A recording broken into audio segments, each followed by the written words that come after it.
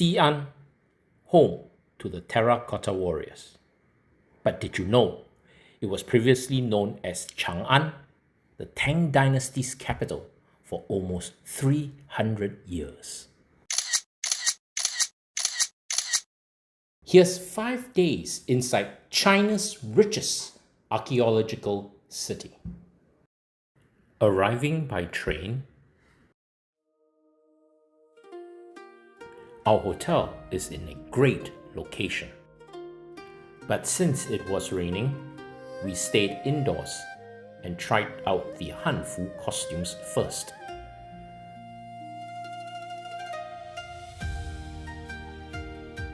The museum offers guided tours that explain the history of the city and shares information on important artifacts.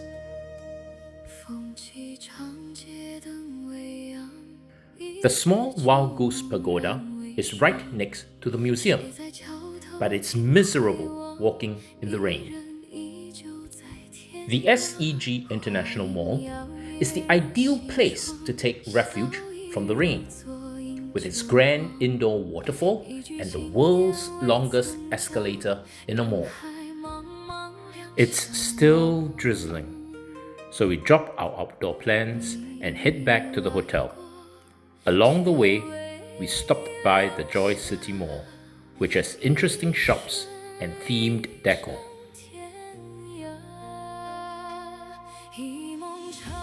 The rain has finally stopped, and the Datang ever-bright city comes to life.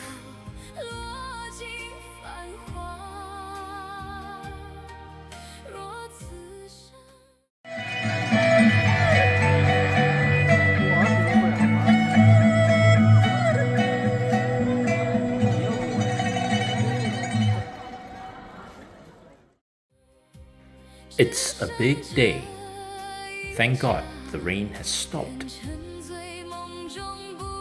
Known for its association with Yang Guifei, the Huaqinggong was a popular hot spring retreat for many emperors. Chiang Kai-shek was also drawn to the site, making it his field headquarters in 1936. It later became the scene of the 12/12 incident, during which 2 of his generals used force to coerce him into cooperating with the Communist Party against the Japanese. This historical event has since been adapted into an on-site theatrical drama, where audience members take on the role of the crowd in the opening scene. The production also features impressive props. Another must-see production is this touching fiction about the Terracotta warriors. Throughout the play, the audience walk from one set to another as the story follows 2 protagonists as they are conscripted, trained, and marched into battle. Both perish, but are reunited with their families, immortalized as Terracotta warriors. Then, the highlight. Today, much of Pit 1 has been excavated, and many of the warriors are currently being put together. However, with the current emptiness of the back half of the pit, it doesn't seem as grand as it was in the year 2000. The other 2 pits resemble more like archaeological sites. Even the bronze chariot is no longer displayed in the museum. Nevertheless, it is still a must-visit. The day ends with a visit to a cave home that is still inhabited today.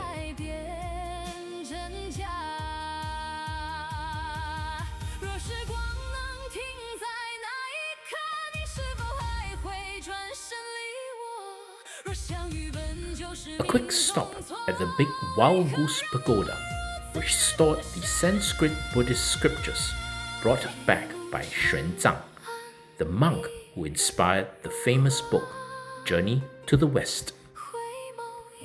Then we switched hotels to one in the old city, which boasts views of the Drum and Bell Towers. Next, we joined a free city walking tour that traced the ancient city wall, passed through the calligraphy and art-filled Shuyuanmen area, wound its way through Defu's food stalls and cafes, before ending at the Drum Tower. Last on the day's itinerary, we visited the Bell Tower. Right behind it was the Muslim Quarter, a good place to experience culture, the vibe, and food. The West Market, start of the ancient Silk Road. The museum sits on the site of the old market and offers a paid guided tour, which is an excellent way to enhance our understanding. The legend of the Camel Bell continues the day's theme of the Silk Road with two epic scenes. One involves huskies playing the part of wolves running through the audience area. The other involves a giant Buddha with a thunderous waterfall around it.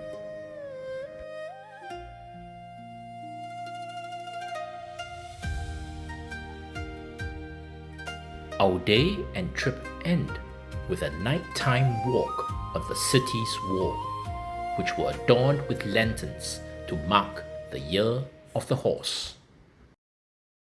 Well, how's Xi'an? We hope to see you again on another journey that inspires your imagination. For full deep dive memories of the shows, food, hotels, and some of the sites, do check out their own dedicated videos.